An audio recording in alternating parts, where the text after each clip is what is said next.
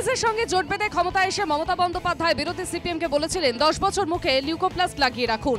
এরপর 2016 সালে বিধানসভা নির্বাচনে তৃণমূলের বিরুদ্ধে আসন সমঝোতা করেছিল বাম কংগ্রেস। বিধানসভা ভোটে 211টি আসন নিয়ে দ্বিতীয়বার একক সংখ্যাগরিষ্ঠতায় সরকার গড়েন মমতা। এরপর থেকে সেভাবে কংগ্রেসের সঙ্গে আর মধুর সম্পর্ক জড়ায়নি তৃণমূল।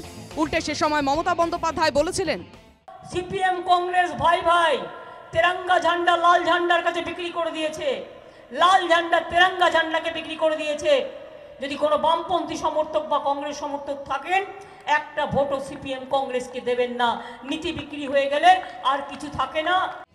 ততদিনে তৃণমূলের বিরুদ্ধে চিটফান্ড নিয়োগে দুর্নীতি সহ বিভিন্ন প্রতিষ্ঠান বিরোধিতার হাওয়া। এর মধ্যেই ছিল 2019 সালের লোকসভা ভোট। সে সময় পুলওয়ামার প্রত্যাঘাতে পাকিস্তানের বালাকোটে ভারতীয় সেনার এয়ার স্ট্রাইকের পর জাতীয়তাবাদ ভর করে ও সিপিএম এর সাংগঠনিক দুর্বলতার কারণে আশাতীত ফল করে বিজেপি। যদিও তাতে অনেকেই খোঁজেন আরএসএস এর সক্রিয়তা ও দিলীপ ঘোষের কারিশমা। বিরাট প্রতিষ্ঠান বিরোধিতা হাওয়া থাকা সত্ত্বেও 19-এর সাফল্য বিজেপি ধরে রাখতে পারেনি। 2021 সালের বিধানসভা ভোটে সরকার বদলের ডাক দেওয়া বিজেপিকে থামতে হয়েছিল 77 আসনে। ফলে 2011 সালে মমতার নেতৃত্বে কংগ্রেস তৃণমূল জোট সরকারের সময় বিরোধী দল ছিল বামের। 2016 সালে বাম কংগ্রেস জোটে ভোট লড়াই করে লড়লেও বিরোধী দল হয়েছিল কংগ্রেস।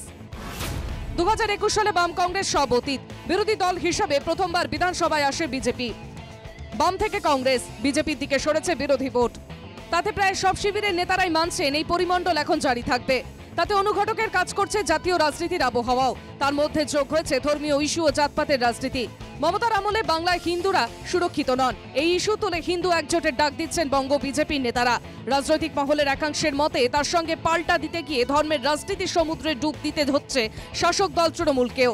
অনেকে মনে করছেন 2016 সালের পর থেকে বাম কংগ্রেস দুর্বল হয়েছে বলেই বিজেপি বৃদ্ধি পেয়েছে। বামেদের বা কংগ্রেসকে দুর্বল করার লক্ষ্যেই এগিয়েছে মমতাও। কারণ বিজেপির কাছে মমতা বা মমতার কাছে বিজেপি কোনো বিপদ নয়, বরং স্বাভাবিক মিত্র। তাই সন্তর্পণে বাংলায় ঢুকেছে ধর্মের রাজনীতি। ধর্মীয় সমীকরণের কারণেই বাংলায় আরও ব্যাপক হচ্ছে বাম কংগ্রেস। গত 13 বছরে অর্থাৎ মমতার আমলে আরএসএস এর শাখা বৃদ্ধি হয়েছে প্রায় 3,500। আরএসএস এর এক হাতে বিজেপি তো আরেক হাতে তৃণমূল।